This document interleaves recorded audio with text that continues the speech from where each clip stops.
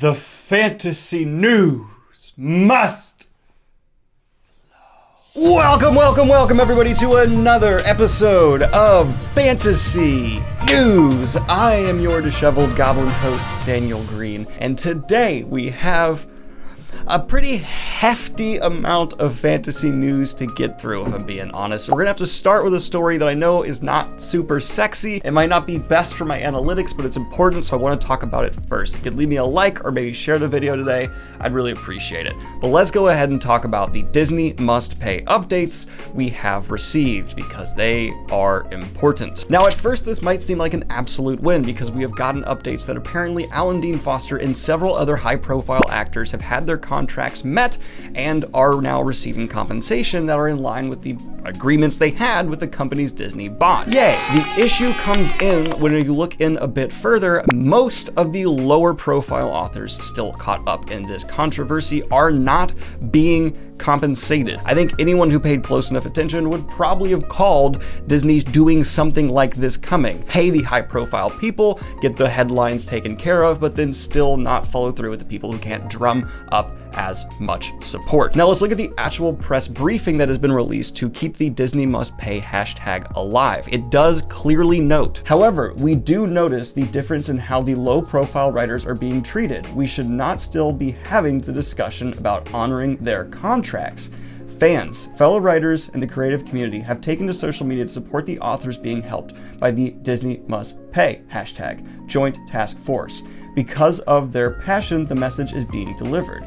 For writers to be paid, people need to continue to buy their books and watch their movies and programs. The task force strongly feels that a boycott will only hurt the writers. Now, I wanted to hit that point because I find it to be extremely important. Just flat out boycotting these works is not going to necessarily get the writers the compensation they need, because even if they did finally get it, you've then affected what they're going to be receiving. So there actually are notes here specifically in how you could help. There are ways fans and supporters can help. Do not boycott, as this will disproportionately affect those authors who are being paid. Use the hashtag DisneyMustPay on social media. Help is needed to bring the task force 5 action items to the attention of Disney's decision makers.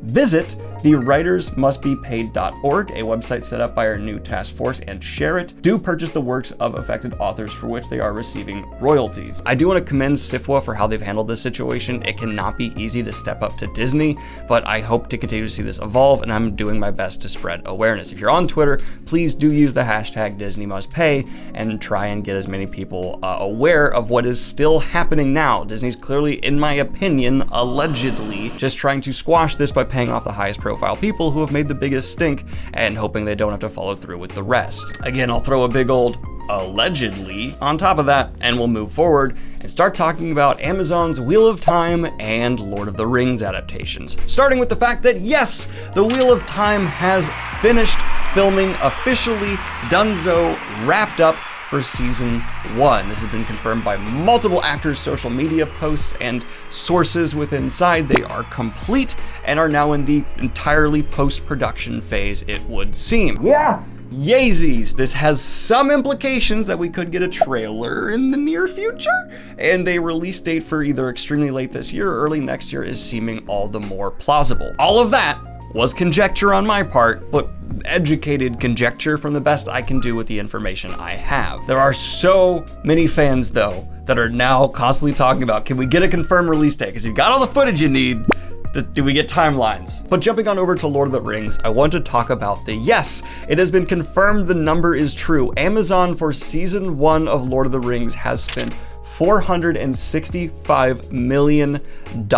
By far the most expensive season of television in history, by several times the amount of money, the previous record being season 8 of Game of Thrones, which had a budget of $90 million. The interesting part of this article came through, though, with the justification of this budget. The head of Amazon Studios, Jennifer Salk, said essentially they're building the infrastructure for this show to live off from here on out. So it makes sense that season 1 might have a absolutely gargantuan budget for the rest of the seasons to then have a smaller one. I guess that lines up. It's just inverse from what we often see, where shows start with a lower budget and build from there. Amazon has an approach of, we're gonna build Middle Earth, apparently, and then just let the rest of the seasons coast off from it. At least that's what they're saying to the public. So interesting approach, interesting strategy, and I guess that means, like, you know, you compare season 1 of Game of Thrones compared to like season 7. Obviously season 7 is a higher budget. We'll see it just kind of look consistent continually for Lord of the Rings. Let me know what you think about this in the comments down below, because it seems like an okay justification. It's just still $500 million. But Amazon is still making moves for the show that are pretty interesting to watch. Like, they have snagged one of the directors for the Witcher show. Charlotte that's an insanely awesome name that's too good for my tongue, has been picked up to help direct the Lord of the Rings show, and of course it's notable that she did work on Witcher as well. This kind of fits into a trend I've been seeing coming, where this is going to be a kind of incestuous time for fantasy adaptations, where these shows, if they perform well, are going to grab people who have worked on these other shows. We've already seen it happening with people who worked on Game of Thrones being snagged up left and right. Yeah, this just kind of fits into a pattern I believe we'll probably see for the foreseeable future, and will make a lot of people a lot of money. But finally, one of the stars from the Mortal Kombat movie has called out the Lord of the Rings show for lacking in Asian representation. Ludi Lin, who played Liu Kang in the recent Mortal Kombat movie, said, "It's going to be difficult to justify building a huge world without any characters that look Asian. Turn that imagine on us. It's not hard. We're right here." This does inevitably beg the question in 2021, is it wrong for a show the size of the upcoming Lord of the Rings one, which does seem to be lacking in Asian representation, to not have Asian actors? What do you think? Let me know in the comments down below, and please, for the love of God, be respectful. And for those of you who like to keep track of the indie side of fantasy, Mark Lawrence has put out a great breakdown for the SPFBO awards. So if you want to go ahead and check out his blog and keep up to date with what's going on the self-published side of things with the best of, I highly recommend you do so. But in direct competition, with that, not really, but it sounds cooler to say it that way, the SPFC has officially begun. This is going to be the self-published science fiction equivalent, and it is being started by Hugh Howey. I want to be clear, this is not like a competition anyway. Like, in the announcement post for this, they're citing Mark Lawrence and his awesome work, and they're saying we just want to do the same thing for science fiction, and that's wonderful and beautiful, and I really love seeing this starting on out. I recommend so much you go ahead and read all about this in the links down below. Very important, very cool, and the self-published community continues to prove itself to be just a fantastic space to exist in. We also had a cover reveal for A Song of Flight, the book 3 in the Warrior Bard, and very awesomely, we're having some variant covers come out to celebrate Pride Month from Marvel. I had not been made aware Wolverine had been so redesigned.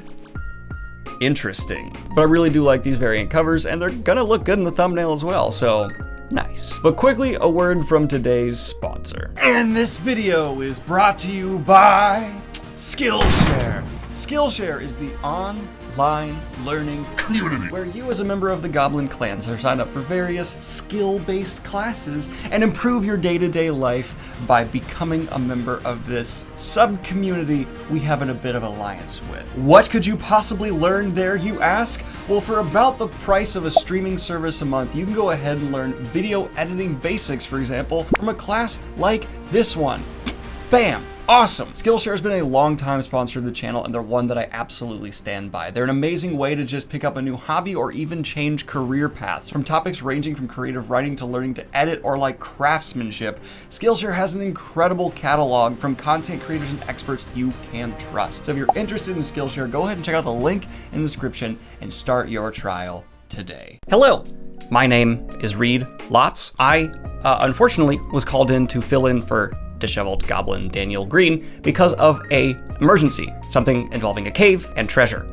Fits the goblin narrative. Now, I'm going to cover the rest of the news for you here today. Do not worry, I am qualified, as you can see by my several pins. Let's go ahead and get into the rest of the fantastical news. Apparently, the streaming service Netflix is adapting a Japanese superhero called Ultraman. Whether or not he is actually Ultra, I cannot vouch for, but apparently he's quite popular, and Netflix hopes to bring him to the mainstream. And with the known IP of the Ultraman, it seems to be going into the typical narrative of buying into the bringing known franchises to streaming services. Now, I don't mean to get too testy on my first time covering the fantasy news here, but a story has been given to me coming in hot and quick that infuriates me personally, and that is apparently that Target and Walmart have had to pull Pokémon cards and cards involved with other popular trading games from their shelves due to some physical altercations that have occurred, including one with even a gun. I'm going to take off my glasses to assert a bit of dominance and say, frankly, if you are one of these individuals who is willing to get into a physical altercation over a game or a card, you are stupid. I would like to say that. And I do not believe you should be allowed to reproduce.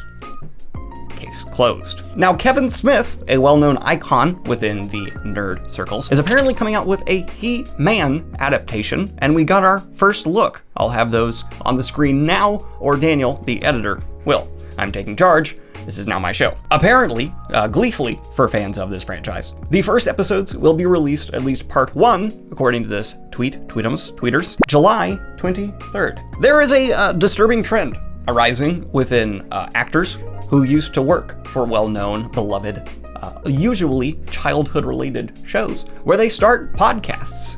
This is happening once again with 2 actors involved with the Avatar franchise. We have Dante Besco, who voiced Zuko, and Janet Varney, who voiced Korra, coming together to have a podcast where they will allegedly be discussing the show. It'll be titled Avatar Braving the Elements. Well, I disagree. I'm not excited. This has my internal geek flaccid. Now, before he left, Daniel told me he would like me to play you some clips from the upcoming Snake Eyes G.I. Joe Origins trailer. And note that there was an actor apparently involved with the Scorpion King 5 movie. I'm not entirely sure why that's relevant to the news, but what else can you expect from a goblin? Shots fired, Daniel. They're fired. And then I would like to end this episode of Fantasy News, if it can be called that, with 2 pieces of gaming news. The first was a trailer for an upcoming game called Biomutant, and this is footage that notably is not from a console, it is from a PC, or a personal computer. Your experience may vary, but this did arouse that aforementioned inner nerd. For me, at least personally. And then the final piece of news we will be covering here today on the Fantastical News is that apparently Bethesda's Starfield is going to be an Xbox exclusive. With Microsoft's acquisition of the gaming studio, many people saw this coming. My question to you, dear Goblin Clan, do you like this? Do you think it breeds competition, is going to force Sony to work on some more PlayStation exclusives? Or no? It frustrates you that you now have to have multiple consoles to play the games that you love and enjoy. Let me know in the comments down below. This has been Read Lots. Let me know in the comments if you'd like me to host more fantasy news. I'm sure I can talk Daniel into it. Like and subscribe if you have not already. Let's go ahead and wrap this up by reminding you that Daniel apparently feels the need to talk about the fact that he is now a published author, and you can buy his book in the links down below. Talk about self. Oh my God, just patting himself in the back there. Anyway, goodbye, and I have been told the sign off that you are accustomed to is peace.